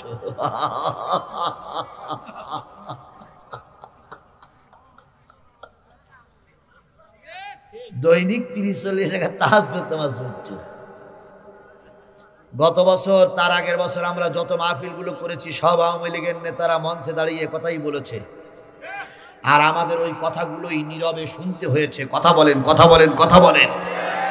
তারপরে ওরা বলতো শেখ হাসিনা রহমাতুল্লাহ আলাই, আবার মাঝে মাঝে বলতেন হযরত শেখ হাসিনা।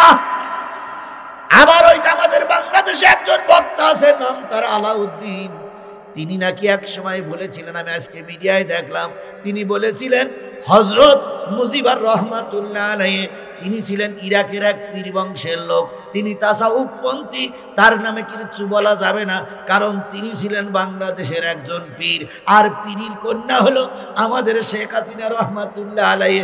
উনি নাকি পীরজাদা, পীরজাদি, পীরজাদি না হারামজাদি আল্লাহই ভালো জানে।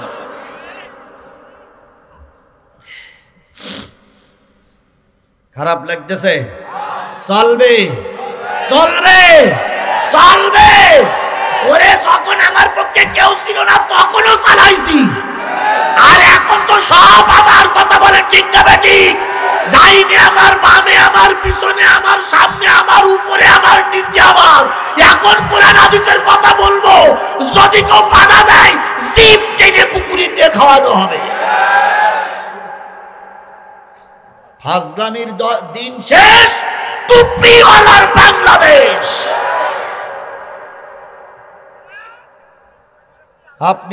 আপনি ঠিক বললু ঠিক, না বললু ঠিক।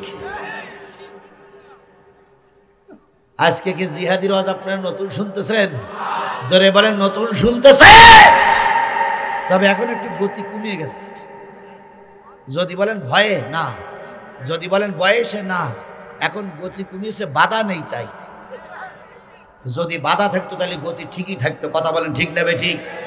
আবাহনী আর মোহামেডান দুই পার্টি খেলা করতেছে, দুই পার্টি সমান সমান, আবাহনী মোহামেডান সমান সমান, আবাহনী। তাহলে দুই পার্টি এখানে কান গোল দিল, ওরা আর কান গোল দিল, তাহলে খেলা কি জমি ওঠে না? এখন ওরা সারা জীবন বলেছিলেন খেলা হবে, খেলা হবে, খেলা হবে, আমরা খেলা করতে নেমেছি, ওনারা নাই। মাসুদ তুমি ভালো হয়ে যাও, এ কথাকে বলবে আর পালিয়ে গেছে কাউয়া কাদের, কেউ জানে না, কেউ জানে না, খবর তার ভালো হয়ে যা।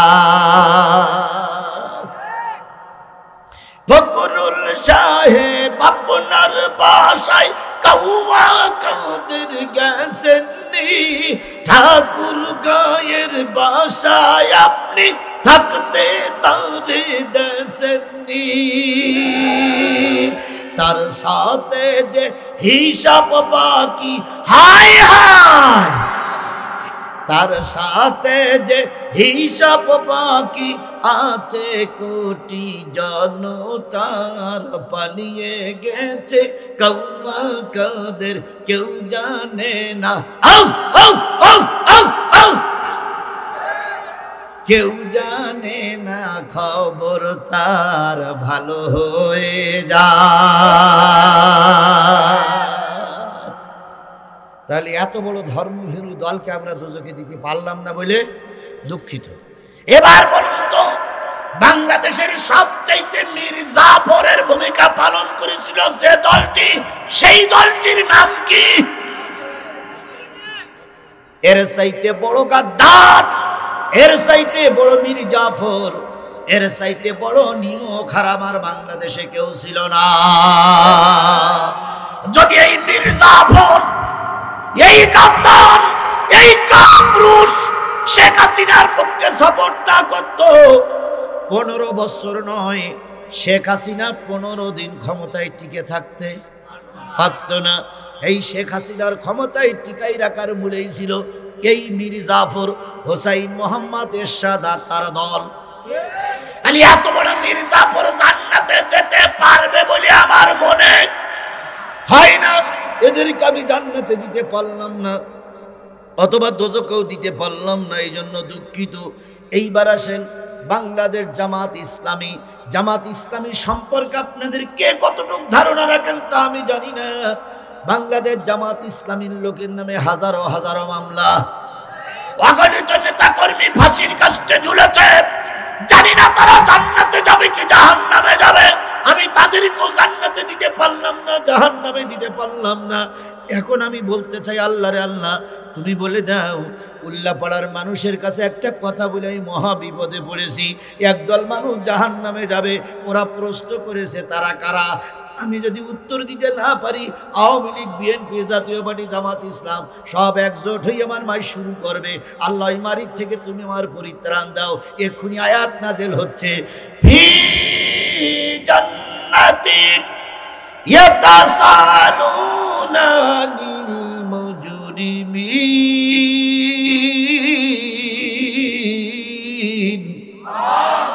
মা সালাকাকুম ফি সাকার ক্বালু লাম নাকু মিনাল মুসাল্লিন ওয়া লাম নাকু নুতঈমুল মিসকিন ওয়া কুন্না নাখুদু মা'আল খায়িদিন ওয়া কুন্না নুকাযযিবু বিয়াউমিদ্দিন।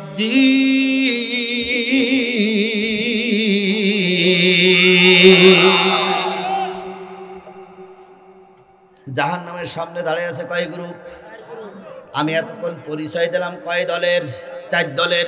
এখন কাউকে জাহান্নামে দিছি, কাউকে জান্নাতে দিছি। তাহলে এখন 4 দল এক জায়গায় হয়ে যাচ্ছে আর বলতেছে এই হুজুর আমাদের 4 দলের শত্রু। ধর ধর হুজুর, ধর হুজুর, ধরে নাস্তা কর। কি এবার সব একসঙ্গে হয়ে যাবে না যে এই হুজুর আমাদের ভিতরে ফেতনা বাজাতে এসেছে? কি তাই বলবে না? তাই বলবে না? আমি বিপদে পড়ি, কার কাছে সাহায্য চাইলাম? আল্লাহ সূরা মুদাসসিরের 41, 42, 43, 44, 45টা এই 5টা আয়াত আল্লাহ আমার ব্রেনের ভিতরে ওহী নাজিল করে দিলেন, অথবা আল্লাহ নাজিল করে দিয়েছেন, সেইটা ব্রেনের সংকেত দিয়ে দিলেন। এবারে স্পষ্ট করে দেব, বলো কোরআন দিয়ে, কারাই যাবে জাহান্নামে। কি দিয়ে বলবো? তাহলে আর জিহাদ বিষয়ে কোনো রাগারাগি থাকবে? মারামারি থাকবে? তাহলে আমি এই 4টে কথা বলতে গেলে এখনো কমপক্ষে 20 মিনিট সময় লাগবে। বুঝে শুনে রায় দিয়েন। আমি যে কথা শুরু করবার আপনার টুকটাক করে উঠবেন তা হবে না। এখন বাজে কত? 12টায় 5। আমি সব মিলে আপনাদের কাছ থেকে 25টা মিনিট ভিক্ষা নেব। এই 25টা মিনিটের ভিতরে আমি আমার 4 গ্রুপকে জাহান্নামে ঢুকাই দেব। সেই 4 গ্রুপের ভিতরে জামাত ইসলাম থাকলেও, ইসলামী হেফাজত আন্দোলন থাকলেও, আওয়ামী লীগ না থাকলেও না থাকতে পারে। আওয়ামী লীগের ভাইরা চুপচাপ শোনো, হয়তো তোমরা বেশি যেতে পারো আজকে। কোনো টেনশন করার দরকার নেই, চুপচাপ থাকো। আমি তোমাদের বাঁচানোর জন্য চেষ্টা করব। অন্তত তোমরা আমার নামে 20টা মামলা দিলে এই খাতিরে, তোমরা আমার 5 দিন আয়না করে রেখেছিলে এই খাতিরে, তোমাদের আমি বাঁচাতে পারি। তাহলে চলবে। নওগাঁয় এক মাহফিলে গেছে। তা নওগাঁয় মাহফিলে যাওয়ার 1 সপ্তাহ আগের একটা ঘটনা। এক হুজুর ওয়াজ করতে যেই বলতে, ভাইরা আমার, কবরস্থানের মাহফিল, আপনারা কি সব জান্নাতে যেতে চান? তা সবাই আপনারা যেমন খান সাহেবের সঙ্গে হাত তুলেছেন জান্নাত, ওরাও বলতে আমরা জান্নাতে যেতে চাই। জান্নাতে যদি যেতে চান তাহলে কবরস্থানে গোরস্থানে একজন পীর সাহেব অথবা একজন হক্কানি আলেম ওই কবরস্থানে কবর দিয়ে রাখবেন, তাহলে ওর খাতিরে আপনাদের সবাইকে আল্লাহ মাফ করে দেবে। এখন এই কথা বলার পরে মোনাজাত করে ওয়াজ শেষ। সকালবেলা হুজুরি থাকতে দিয়েছে একটু অনেক দূরের বাড়ি, হুজুর আর ফজরের নামাজে যায়নি। খাদেমের বলিস তুই তারে নামাজ পড়িয়া আমি তারে এদিকে কাজ শেষ করি নাস্তা পানি খেয়ে বাড়ি যাব। ফজরের নামাজ পড়ে সভাপতি বলতেছে, হুজুর কালকের প্রধান বক্তার ওয়াজটাকে খেয়াল করে শুনেছিলেন? কয় কি? কয় হুজুর একসময় বলেছিল না যে হয়তো পীর সাহেব না একজন ভালো আলেমের কবর দিয়ে রাখলে করে রাজাব মা। তা আমাদের কবর খোলায় তো কোনো আলেমের কবর নেই, পীর সাহেবও নেই। তা যে হুজুর কালকে ওয়াজ করেছেন উনি কি চলে গেছেন না আছেন? তা বলতেছেন উনি আসেন। তা সভাপতি বলি তাহলে ওনার মেরি কবর দিলে কেমন হয়? অন্তত কবরের আযাবটা যেন মাফ হয়। তো ইমাম সাহেব বলতে যথার্থই বলেছেন আপনি, কারণ যখন কোনো আলেম থাকলে কবরের আযাব মাফ হবে তখন ওই হুজুরেরই ধরা যাক, ধরি যে কায়দা হোক মেরে একটা ভালো করে কবর দেওয়া যাক। খাদেম এইসব পিছনে বসে বসে শুনতেছে, শুনে ওরা ওই আলোচনা করতেছে, আর খাদেম জুতো ফেলাই দিয়ে মেরেছে দৌড়। হুজুর হুজুর হুজুর হুজুর বলতে কি এত হাঁপাচ্ছিস কেন? কয় শিগগিরই বাইর। কয় কেন? কয় এই ঘটনা আপনারা মেরি কবর দেবে। এরা কবরে যা মাজার জন্য বাঁচার জন্য এরা আপনার কবর দেবে। হুজুর বলতে ওরা এখনো সে হাদিয়া দেবে। ওরা হাদিয়া দরকার নেই, প্রাণ বাঁচানো জানেছেন ওই পর্যন্ত থাক, আপনি দৌড়ান। হুজুর আর সাগরের মানে গেঞ্জি জামা গায়ে দেওয়ার সময় পাই, শুধু দৌড়াচ্ছে। ও ভাই আমি ওয়াজ করতে গিয়ে যদি এইরকম একটা গেড়া কলে আপনাদের ফেলেই রেখে যায় তাহলে হয়তো আপনারাও মেরি আমার কবর দিতে পারেন। এই জন্য আমি প্রশ্ন করেছি উত্তর কি দিয়ে দেব। সবাইকে উত্তরটা শুনে বাড়ি যেতে রাজি আছেন? কারা কারা রাজি আছেন? এবার দুই হাত উঁচু করে আল্লাহরে দেখা। আল্লাহ আমাদের এই হাতগুলোরে কবুল করুক। আরো জোরে বলেন আমিন, আরো জোরে আমিন। লিল্লাহে তাকবীর। আমি বলি শোনেন, ওয়াজ ভালো লাগুক আর নাই লাগুক, পছন্দ হোক আর অপছন্দ হোক, 12:30 পর্যন্ত থাকা লাগবে। এরপরে যদি 5 মিনিট আগে হয় সেটাও আপনাদেরকে সেই নেবো, 5 মিনিট পরে হলো সেই নেবো, কিন্তু মনে করেন 12:30 পর্যন্ত। এই 12:30 পর্যন্ত আপনারা শপথ করেছেন যদি চলে যান তাহলে আমরা সবাই মিলে আপনার ধৈর্য এই জায়গায় নিয়ে বসেই রাখবো। আর যদি কেউ চলে যায় আপনি একটু খোঁজ নিয়ে দেখবেন তো আসলে জামাত বিএনপির লোক না আওয়ামী লীগের লোক, এটা একটু খোঁজ নিয়ে দেখবেন শুধু, কারণ আপনারা তো এলাকার লোক চেনেন না ভাই। দেখবেন একমাত্র আওয়ামী লীগের লোক ছাড়া কোরআনের মাহফিল থেকে কেউ চলে যাবে না। খেয়াল করবে দেখবেন, এবার খেয়াল করে দেখবেন, তাহলে আল্লাহ আমাদের কবুল করুক। 2 মিনিট একটু সময় দেন আমাকে, 2 মিনিট। সেটা হলো এই মাহফিলটা করতে গিয়ে 2 লাখ টাকা খরচ। আমার নেতার কাছ থেকে পাইছি মাত্র কত, আর আগের হুজুরি যা তুলেছে আমার হিসেবে সব মিলে মনে 50,000 এখনো হয়েছে কি হতে পারে, তাহলে আর কয় লাখ টাকা শর্ট। এখন আপনারা বলবেন হুজুর আমাদেরকে টাকা দেওয়ার জন্য আমরা ডেকে নিয়েছেন। না ভাই, কোরআনের কথা শোনানোর জন্য ডেকে নিয়ে আসছি। এই কোরআনের মাহফিল দিয়েছে একদল যুবক। এখানে কি লেখা আছে খেয়াল করেছেন? ব্রহ্ম কাফেলিয়া মিয়াপাড়া যুব সমাজ। কি পাড়া? দিয়ার পাড়া। আচ্ছা তাড়াতাড়ি দেখেছি,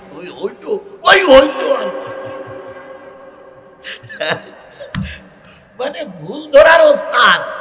আচ্ছা হলো, এখন অনেক সময় ইচ্ছা করে দুটা ভুল বলতে হয় ভাই, নতুবা তো আপনারা সাঙ্গা হন না। এখন যাই হোক, ভুল করে যারা হলো, এখন এই যুবকেরা যদি এবছর মাহফিল দিয়ে ক্ষতিগ্রস্ত হয়, নিঃসন্দেহ আগামী বছর এখানে মমতাজের এনে গান বাজাবে। এতে কি আমাদের কল্যাণ হবে না অকল্যাণ হবে? তাহলে ওরা যত অকল্যাণের পথে না যায়, এই জন্য ওদের এই হাতকে শক্তিশালী করার জন্য আমি যদি ওদের হাতে 20টা 30টা 50টা করে টাকা দেই, নারী পুরুষ যদি 10,000 লোক আমরা হয়ে থাকি, 6,000 লোক যদি আমরা হয়ে থাকি, তাহলে 50টা করে টাকা যদি সব মিলে মাথা পিছু দেই, তাহলে আমাদের খরচের টাকাটা উঠে যাবে। ওরা আর আগামী বছর আবার কিসের মাহফিল দেবে? এখন আমি দেখতে চাই আপনারা কোরআনের পক্ষে না বিপক্ষে? যদি পক্ষে হন তাহলে পকেটে একটু হাত দেন, আমিও হাত দিচ্ছি, পকেটে একটু হাত দেন, সবাই হাত দেন, সবাই হাত দেন, আমিও হাত দিচ্ছি। দাঁড়ান, আপনারা দাঁড়ান, আমি একটু দেখি, সবাই মিলে হাত দেন। হাত দিয়েছেন? এই ছেলেটির সামনে খুব কষ্ট পেয়ে চলে এসেছেন। সব মাহফিল কর্তৃপক্ষর বলি, এরকম সম্মানিত লোকদের এনে যেন আর কেউ অপমানিত না করি। দেশের সকলের কাছে আমি মিডিয়ার মাধ্যমে বলছি, শামীম সাঈদীর সঙ্গে কুষ্টিয়ার মানুষ যে ব্যবহার করেছে, আমরা এর জন্য নিন্দা জানাই। আমরা এই মাহফিল কমিটিকে ধিক্কার জানাই। আমরা এই মাহফিল কমিটির জন্য প্রতিবাদ করছি। একজন সম্মানিত লোককে বসে এনে এরকম করা ঠিক হয়নি। আপনারা সময়ের পরে একটু গুরুত্ব দিবেন ভাই। গতকালকে দিনের বেলায় মাহফিল করেছি, রাতের বেলায় মাহফিল করেছি, আজকে রাতের বেলায় মাহফিল করছি, কালকে দিনের বেলায় মাহফিল আছে, তারপরে দিনের বেলায় মাহফিল আছে, রাতের বেলায় মাহফিল আছে। যদি ভাই এরকম কষ্ট করি, আমাদের তো একটু জীবনের দিক খেয়াল করবেন। তারপরে আমি কোনো জায়গায় আধা ঘন্টা ওয়াজ করে চলে গেছি এমন রেকর্ড তো নাই। এই জন্য সবাই একটু খেয়াল করবেন, আপনারা একটু সময় দিবেন, আমরা একটু সময় দিব। আমি বলেছিলাম 12টা পর্যন্ত ওয়াজ করব। যেহেতু নেতা আসছে, নেতাকে আগামী বছর আগামী দিনে ফুলের মালা দিয়ে বরণ করতে হবে। নেতার কিছু কথা বলার জন্য আধা ঘন্টা বেশি হয়ে গেছে, আমি আধা ঘন্টা বেশি বলছি। তাহলে এবার আমরা সবাই একজোট হয়ে গেলাম না ভাই? আল্লাহ আমাদের এর ভিতরে ধৈর্য ধারণ করে চলার তৌফিক দান করুন। এবার সবাই মিলে একটা তাকবীর দিয়ে শুরু করি। নারায়ে তাকবীর, লিল্লাহি তাকবীর। আল কোরআনের আলো, তোমার নেতা আমার নেতা, দুনিয়ার মুসলিম, লিল্লাহি তাকবীর। জাহান্নামের সামনে দাঁড়িয়ে আছে কয় গ্রুপ? 4 গ্রুপ। এই 4 গ্রুপের কারণ নাম কি আমি বলেছি? কিয়ামতের দিন মুসিবতের কালে জাহান্নাম আর জান্নাতকে আল্লাহ সামনে নিয়ে আসবেন। এক পাশে থাকবে জাহান্নাম, আর এক পাশে থাকবে জান্নাত। আল্লাহ বলবেন, জান্নাতি মানুষগুলো আর জাহান্নামী মানুষগুলো আলাদা হয়ে যাও। ও ফেরেশতারা, জান্নাতি মানুষগুলোরে জান্নাতের ভিতরে ঢুকাই দাও, আনন্দ সহকারে তারা থাকুক। জাহান্নামী মানুষগুলোরে জাহান্নামে ঢুকাই দাও, কান্নাকাটির ভিতরে দিয়ে তারা থাকুক। সর্বপ্রথম জান্নাতি মানুষেরা জান্নাতে চলে যাবে। জান্নাতের ভিতরে যে দীর্ঘদিনের বন্ধুরে খুঁজে পাবে, স্বামী স্ত্রীরে খুঁজে পাবে, স্ত্রী স্বামীরে খুঁজে পাবে, দলের নেতারা কর্মীদের খুঁজে পাবে, কর্মীরা নেতাদের খুঁজে পাবে। এমত অবস্থায় জান্নাতীর বাসীরা যখন আনন্দ মেতে উঠবে, তখন হঠাৎ করে শোনা যাবে নিচের দিকে একদল মানুষ জাহান্নামের সামনে দাঁড়িয়ে কোলাহল করতেছে, তারা আত্মচিৎকার করতেছে, তারা সাহায্য চাচ্ছে। ও জান্নাতীরা, আমাদের একটু সাহায্য করো। জান্নাতি মানুষগুলো জান্নাতের ভিতর থেকে তাকায়ে বলবে, কলু তোরা কারারে? তখন তারা প্রথম যারা জাহান্নামের সামনে দাঁড়িয়ে আছে, ওই ফেরেশতার সামনে দাঁড়িয়ে, ফেরেশতাদের সামনে দাঁড়িয়ে আর জান্নাতি মানুষদের সামনে দাঁড়িয়ে বলবে, কলু লাম নাকু মিনাল মুসাল্লিন। ও আল্লাহর বান্দারা, তোমরা জান্নাতে গেছো, ও ফেরেশতারা তোমরা আমাদের কাছে প্রশ্ন করতেছো, আমরা যারা সামনে দাঁড়িয়ে আছি সব আমরা বেনামাজি। সবাই কি? আরো জোরে বলেন, সবাই কি? আওয়ামী লীগের লোকের কথা বলা হয়নি, বিএনপি জাতীয় পার্টি জামাতের কথা বলা হয়নি, বলা হলে আমরা সবাই কি? তাহলে বোঝা গেল যারা নামাজ পড়বে না তারাই যাবে জাহান্নামে। কথা ক্লিয়ার? এতে কোনো দলের নাম গন্ধ পাওয়া গেছে? পাওয়া গেছে। যারা নামাজ পড়বে না তারাই যাবে জাহান্নামে। এবার আসুন, আপনি আর আমি যদি নামাজ না পড়ি তাহলে কোথায় যাব? এবার মনে করতে পারেন আমি নামাজি, আমি জান্নাতে যাব। না না না, আপনি একা একা কোনো কাজ করতে পারেন না, একা একা জান্নাতেও যেতে পারবেন না, জাহান্নামেও যেতে পারবেন না।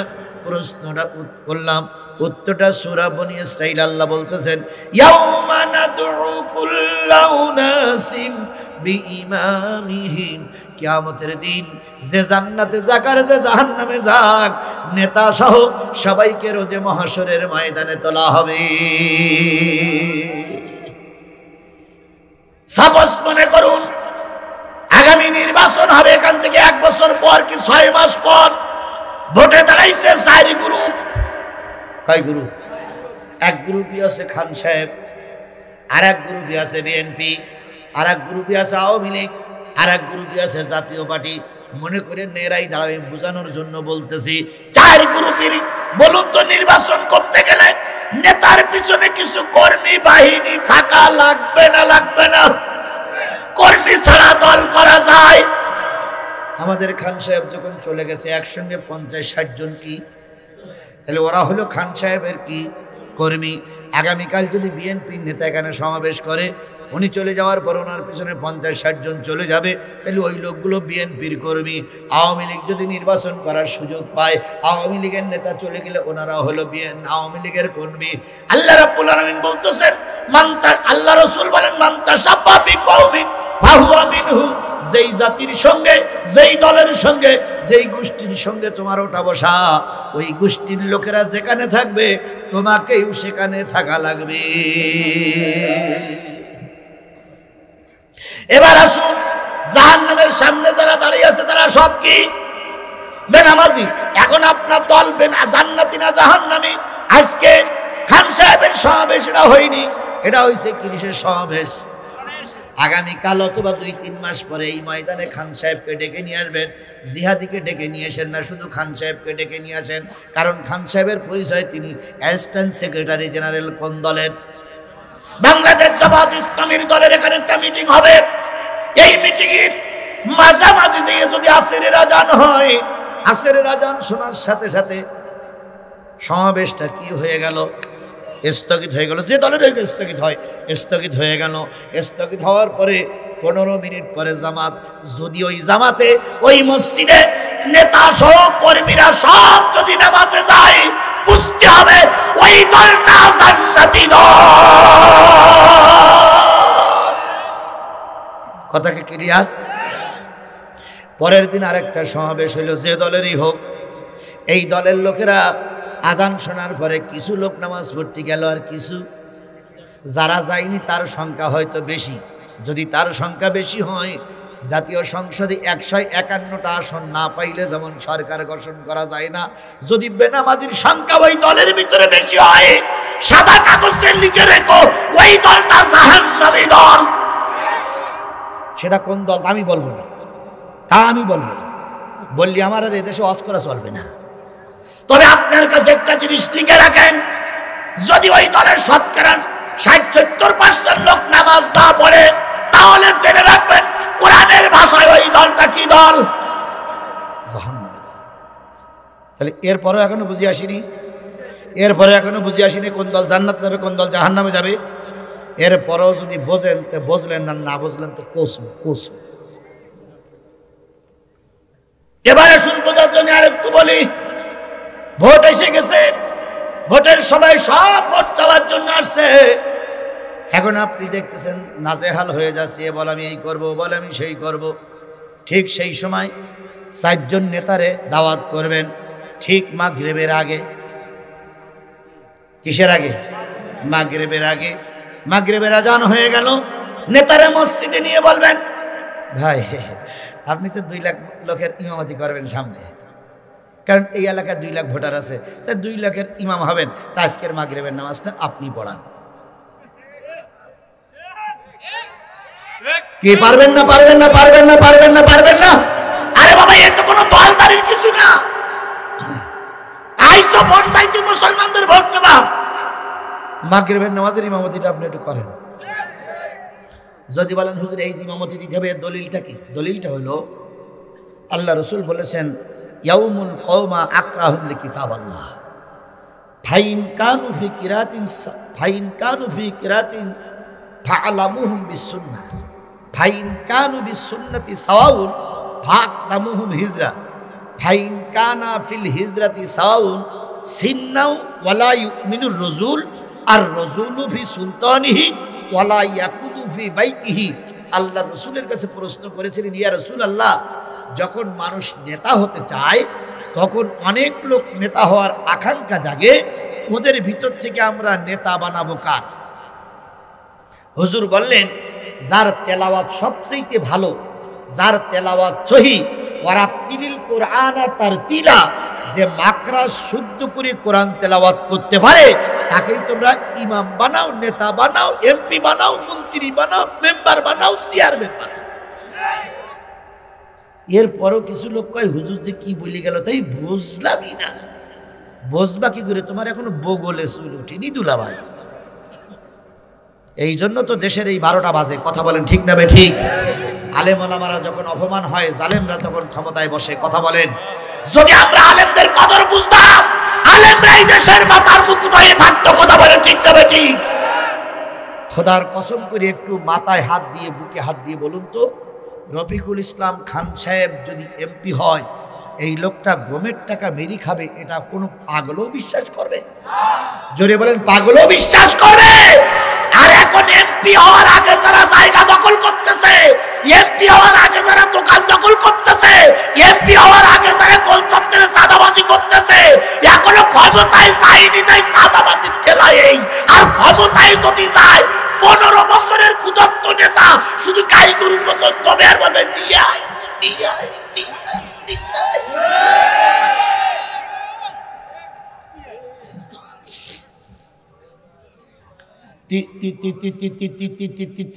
তিমি মাছের খাওয়া দেখেছেন আপনারা?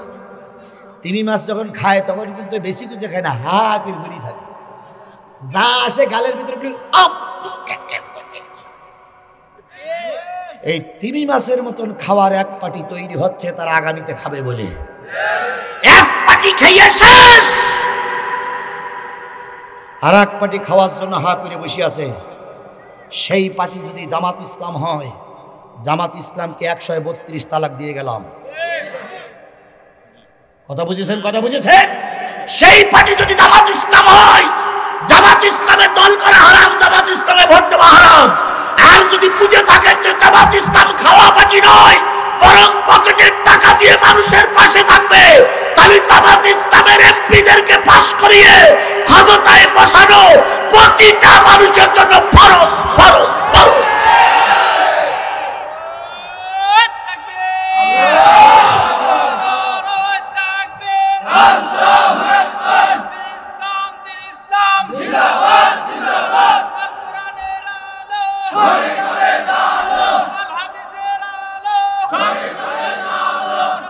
আমি ভাইরে, সময় আমার বিরাট শত্রু। এই আধা ঘন্টা সময় নেওয়া তো সে হয়ে গেছে ভাই। আমি কব? হ্যাঁ বলতে আমি ওরে হুজুর মারে মরু গোস্ত। খেয়াল করুন, খেয়াল করুন, খেয়াল করুন। তাহলে আমি যেটা বুঝাতে চাচ্ছিলাম সেটা হলো, বাংলাদেশ জামাত ইসলামের ভিতরে যদি দুর্নীতি পাওয়া যায়, আমরা ওই দলে থাকবো না।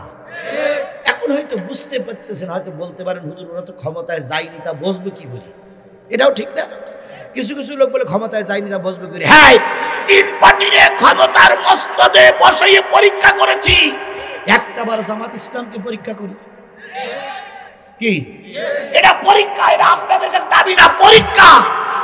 যদি যেয়ে তারা ক্ষমতায় নাম, ক্ষমতায় যদি যেয়ে দুর্নীতি করে, 53 বছর সহ্য করতে পেরেছি, আর 5টা বছর সহ্য করতে পারবো না? 5টা বছর সহ্য করতে পারবো না? এরপরে খান সাহেব, কেন খান সাহেবের বড় সিনিয়র নেতারাও আসলে সাদা কাগজে লাল কালি দিয়ে লিখে দেবো তালাক নম্বর 32 কি? আর যদি 5 বছরে তারা দেশটারে সোনার দেশ বানিয়ে দিতে পারে, আমরা আজীবন কাল তাদেরকে স্যালুট জানাবো। কথা বলে ঠিক দেবে ঠিক? আওয়ামী লীগের এমপি মন্ত্রীরা বলেছে, বিএনপির এমপি মন্ত্রীরা বলেছে, জামাত ইসলাম যুদ্ধ অপরাধীর দল হতে পারে, কিন্তু জামাত ইসলামের নেতা কর্মীরা দুর্নীতিবাজ নয়। এটা স্বয়ং আওয়ামী লীগের এমপিরা বলেছে যে যখন তারা 2 জন মন্ত্রী ছিল, বিএনপির লোকেরা বলেছে যখন তারা 2 জন মন্ত্রী ছিল তখন তারা রাষ্ট্রীয় কাজে রাষ্ট্রের সম্পদ ব্যবহার করতেন, আর দলীয় কাজে দলের সম্পদ ব্যবহার করতেন। কোনো দলীয় প্রোগ্রামে রাষ্ট্রের গাড়ি তারা ব্যবহার করতেন না। তাহলে 2 জন মন্ত্রী যদি এই উপহার দিতে পারে, আর আমরা যদি 30টা মন্ত্রণালয় যদি এই সোনার মানুষদের বসাতে পারি, আল্লাহর কসম আমার দেশ হবে সোনার দেশ, আমার দেশ হবে আনন্দের দেশ। এদেশে কোনো মানুষ না খেয়ে ঘুমাতে যাবে না। তাই একটা বারের জন্য আমি আপনাদের পায়ের পরে হাত থেকে দাবি করে গেলাম, আমাকে এখানে বসাইছেন, আমার ভিতরে কি আছে? তাই কোরআন আছে বলে বসাইছেন, কোরআন নিয়ে আপনাদের পায়ের পরে হাত থেকে বলে গেলাম, একটা বার, শুধুমাত্র একটা বারের জন্য জামাতকে পরীক্ষার জন্য নিয়ে আসবো ইনশাল্লাহ, ইনশাল্লাহ, ইনশাল্লাহ। আর এ দায়িত্ব শুধু আজিজুল ইসলাম জিহাদির নয়, এ দায়িত্ব কুল্লুকুম রাইন ওয়া কুল্লুকুম মাসউলিন আলা রাইতিহি। প্রত্যেকটা দায়িত্বশীল, প্রত্যেকটা মুসল্লি, আজকে যারা এখানে আলোচনা শুনেছেন, প্রত্যেকটা মানুষের দায়িত্ব ইসলাম প্রতিষ্ঠার জন্য আজকে থেকে শপথ নিয়ে ময়দানে কাজ করা। এখন এই শপথ নিয়ে ময়দানে কাজ করতে হবে কোরআন প্রতিষ্ঠার জন্য। কারা কারা রাজি আছেন? দুই হাত উঁচু করে দেখা। আয় আল্লাহ, হাত উঁচু করে রাখেন, হাত উঁচু করে রাখেন। আপনাদের কিছুই বলতে হবে না, শুধু হাতগুলো উঁচু করে রাখেন, যা বলতে আমি বলি। আয় আল্লাহ, আপনাদের কিছু বলা লাগবে, চুপ করে থাকেন। আয় আল্লাহ, আমার কাছে হেদায়েত নাই, আমি শুধুমাত্র তোমার বান্দাদেরকে কোরআন এবং হাদিস দিয়ে বুঝাইয়ে বুঝাইয়ে বুঝাইয়ে বুঝাইয়ে তোমার দরবার পর্যন্ত নিয়ে গেছি। বাবু, তুমি দয়া করে আমাদের সবাইকে হেদায়েত নসিব করে দাও। আল্লাহ, তুমি আমাদের সবাইকে হেদায়েত নসিব করে দাও। আল্লাহ, আমাদের সবাইকে তুমি কোরআনওয়ালা বানিয়ে দাও। কোরআনের পক্ষে কাজ করার মতো মন মানসিকতা তৈরি করে দাও। আগামীতে যেন কোরআনের প্রতিক্রিয়া আহ্বান না হয়, যেন কোনো আলেম মন খারাপ করে ঘরে না আসে। আল্লাহ, সকল আলেমদেরকে হাসতে হাসতে বাড়ি ফিরিয়ে আনতে পারি তৌফিক দাও। আগামী দেশটার একটিবারের জন্য তুমি কোরআনের দেশ বানিয়ে দাও। আমিন সুম্মা আমিন বিজুদিকা আমিন বিনতিনানিকা আমিন ইয়া আল্লাহ ইয়া রাব্বাল আলামিন। হাত নামান। তাহলে কয় শ্রেণীর মানুষ জাহান্নামের সামনে দাঁড়িয়ে আছে? তার ভিতরে যারা প্রথম সারিতে দাঁড়িয়ে আছে তারা কি? বেনামাজি। আমরা বেনামাজি হবও না, বেনামাজির দলে থাকবও না। তাহলে আজকে থেকে কি করতে হবে? নামাজ পড়তে হবে। বুঝুন, আপনি জামাত ইসলামের বিরাট নেতা, সমাজ কল্যাণ পরিষদের আপনি বিরাট নেতা, কিন্তু আপনার নামাজ নাই, আপনি জান্নাতে যেতে পারবেন না। আপনার নামাজ আছে, দলও ঠিক আছে, আপনি কোন দল? জান্নাতি দল। আমি কিন্তু একবারও বলিনি যে জামাত ইসলাম করলে জান্নাতে যাওয়া যাবে, একবারও বলেছি, আপনারাই সাক্ষী থাকেন, বলেছি আমি বলেছি যে যদি ইসলামী দলের পক্ষে আমরা থাকি, সেই দলে যদি নামাজি বেশি থাকে, নামাজি লোক জান্নাতে যাবে। সেই সূত্রে নামাজি লোকদের সঙ্গে থাকলে আমরাও কোথায় যাব? আমি একবারও বলিনি যে জিয়ার নাম নিলি জান্নাত, জিয়ার নাম নিলি জান্নাত, জিয়ার নাম নিলি জান্নাত, জিয়ান। এরা বলে তা মুখে একটু বাদেও না, যত বলতেছে তত পছন আসতেছে। কথা বলেন, কথা বলেন, কথা বলেন। আল্লাহ আমাদের বোঝার তৌফিক দান করুক, কারণ তারাও আমাদের ভাই। 2 নম্বরে তোমরা কারা গো? 2 নম্বরের লোকেরা বলবে ক্বালু লাম নাকু মিনাল মুসাল্লিন ওয়া লাম নাকু নুতিমুল মিসকিন। আমরা হলাম গরিবের মাল খাওয়া পার্টি। জাহান্নামের 2 নম্বরে লাইনে দাঁড়াই আছে তারা কোন পার্টি? গরিবের মাল খাওয়া পার্টি। গরিবের মাল খাওয়া পার্টি কোন দলে বেশি? এ দলের নাম নিয়ে না, তাহলে দুবার উজু করা লাগবে। কোন দলে গরিবের মাল খাওয়া পার্টি বেশি আছে আপনারাই জানেন। কথা বলেন ঠিক না ঠিক? কত খাওয়া যে খাইছে, এই হয়ে গেছে তো হয়ে গেছে, বসে দেওয়া হবে। এখন তো আমি সংক্ষেপে বলতেছি। তাহলে কোন দলে গরিবের মাল খাওয়া পার্টি বেশি আছে আমাদের জানা না অজানা? তাহলে যে দলের গরিবের মাল খাওয়া পার্টি বেশি আছে আর খাওয়ার জন্য যারা চেষ্টা করতেছে, দয়া করে ওই দলে থাকলে জাহান্নামে যাওয়া লাগবে। এই জন্য ওই দলে আমরা থাকু। 3 নম্বরে ওয়াকুন্না নাখুদু মাল কায়দিন। ফেরেশতারা বলবে 3 নম্বর লাইনে যারা দাঁড়াই আছে তাদেরকে মাঝে মাঝে বক্তৃতা মঞ্চে দেখতাম, তোমরা বক্তা, তোমরাও অনেক মসজিদে ইমামতি করতে, তোমরাও অনেক মাদ্রাসার শিক্ষক ছিলে, তোমরাও সাইদি রায়ের পরে আনন্দ মিছিল করেছিলে, তোমরা তো হুজুর হুজুর পারা দেখা যায়, তা তোমরা এই 3 নম্বর দলে ঢুকলে কেন? এটা না বললি কিছুটা অপূর্ণ থেকে যাবে। বলো ভাই, তোমরা এই 3 নম্বর দলে তোমরা ঢুকলে কেন? তোমরা তো সমাজের বিরাট বিরাট হুজুর ছিল। ওরা তখন বলবে, দুঃখ করে বলবে, ভাই আমরা নামাজ কায়েমের পক্ষে ছিলাম, জাকাতের পক্ষে ছিলাম, রোজার পক্ষে ছিলাম, মাদ্রাসার চান্দার পক্ষে ছিলাম, কিন্তু দিন কায়েমের পক্ষে ছিলাম না। ওয়াকুন্না নাখুদু মাল কায়দিন। বরং ওই আওয়ামী লীগ সহ যারা দিন কায়েমের বিপক্ষে ছিল, আমরা তাদের পক্ষ অবলম্বন করে দিন কায়েমকে ধ্বংস করার জন্য ওদের পক্ষে হয়ে আমরা সমাজে ফতোয়া দিতাম। তাহলে এই ফতোয়া সৃষ্টিকারী হুজুররা যারা দিন কায়েমের বিপক্ষে, টুপিওয়ালারা ফতোয়া দিচ্ছে, আর যে টুপিওয়ালারা ওদের সঙ্গে থাকতেছে, এরা থাকবে জাহান্নামী দলের কয় নম্বর দলে? 3 নম্বর দলে। 4 নম্বর দল হচ্ছে ওয়াকুন্না নুকাযযিবু বিয়াউমিদ্দিন। এতক্ষণ যে কথাগুলো বললাম, এই কথাগুলো যারা অস্বীকার করবে, আজকে যে দলের লোক যারা অস্বীকার করবে, এরাও যাবে জাহান্নামে। কারণ আমি কি আমার বাবার কথা বলেছি? আমি কিসের থেকে কথা বলেছি? হয়তো সময়ের অভাবে সব ব্যাখ্যা করতে পারিনি, কিন্তু আমি তো কোরআন দিয়েই কথা বলেছি। কথা বলে ঠিক না বেঠিক? তাহলে এই কথাগুলো যারা অস্বীকার করে চলবে, আল্লাহ বলেন এরাও যাবে জাহান্নামে। আল্লাহ পাক ওই 4 দলের ভিতরে না রেখে আমাদেরকে নামাজি হওয়ার তৌফিক দান করুক। যারা মিসকিনের মাল খায় তার দলে না রেখে যারা মিসকিনের হক আদায় করে তাদের দলে থাকার তৌফিক দান করুক। যে টুপিওয়ালারা দিন কায়েমের বিরোধিতা করে ওদের দলে না রেখে যে টুপিওয়ালারা দিন কায়েমের পক্ষে আছে তাদের দলে থাকার তৌফিক দান করুক। যে মুসলমানেরা ধর্ম কর্ম মেনে চলে আমাদেরকে সেই ধর্মে থাকার তৌফিক দান করুক। ওমা তৌফিক ইল্লা বিল্লাহ ওয়া আখিরু দাওয়ানা আনিল হামদুলিল্লাহি রাব্বিল আলামিন। আসসালামু আলাইকুম ওয়া রাহমাতুল্লাহি ওয়া বারাকাতুহু। আর কারোর কোনো কথা? সভাপতি সাহেব জি 1 মিনিট সূরা ফাতিহা পড়েন, সূরা ফাতিহা পড়েন।